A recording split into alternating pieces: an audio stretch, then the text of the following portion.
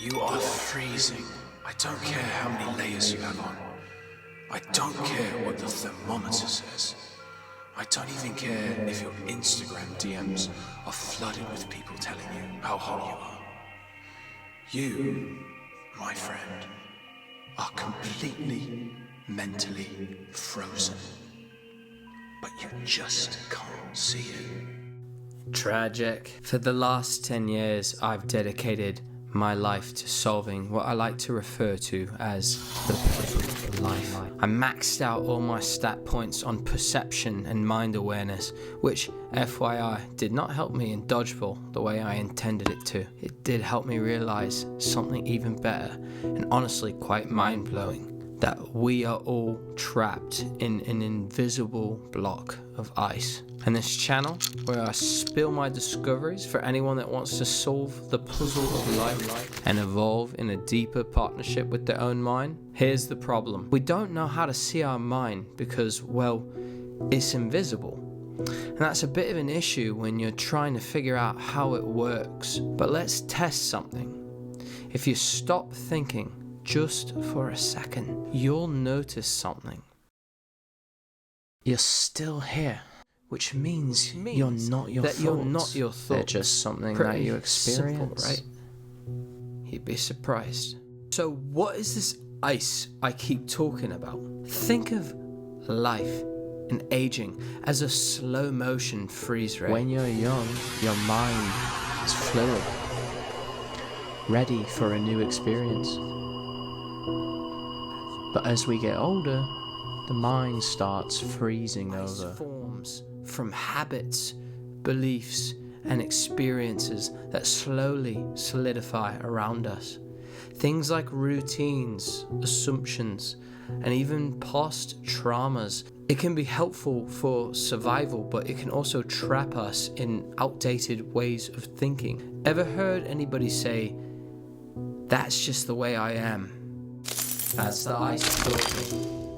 Now, the weird thing is that sometimes we do melt the ice without even realizing it. Ever had an adrenaline rush that made you feel completely present? Tried something so new and exciting that your brain was like, what was happening? Or been moved by music in a powerful moment that for a second you weren't stuck in your usual mind? That's your ice cube melting. But here's the catch. These moments are temporary. As soon as the thrill fades, the ice refreezes. Before you know it, you're right back to being a human popsicle. So, what actually melts the ice for real? Liking this video, just kidding. That only helps me. The real answer? Genuine meditation. Now, before you roll your eyes and picture a levitating monk, hear me out.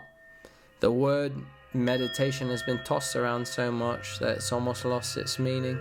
People think it means relaxation or clearing your mind or pretending to be a houseplant for about 20 minutes. But that's not what I mean at all. What I mean is directing your attention inward to something that I like to call energy. The ice melter. Think of energy like a heat source inside your mind. It's the awareness, the presence, the pure observation of what's happening in your head without getting caught up in it. When you cultivate energy, the ice doesn't stand a chance. And when you finally become unfrozen, you're open again, ready to evolve, ready to reshape. Now, if you actually manage to melt this ice, congrats.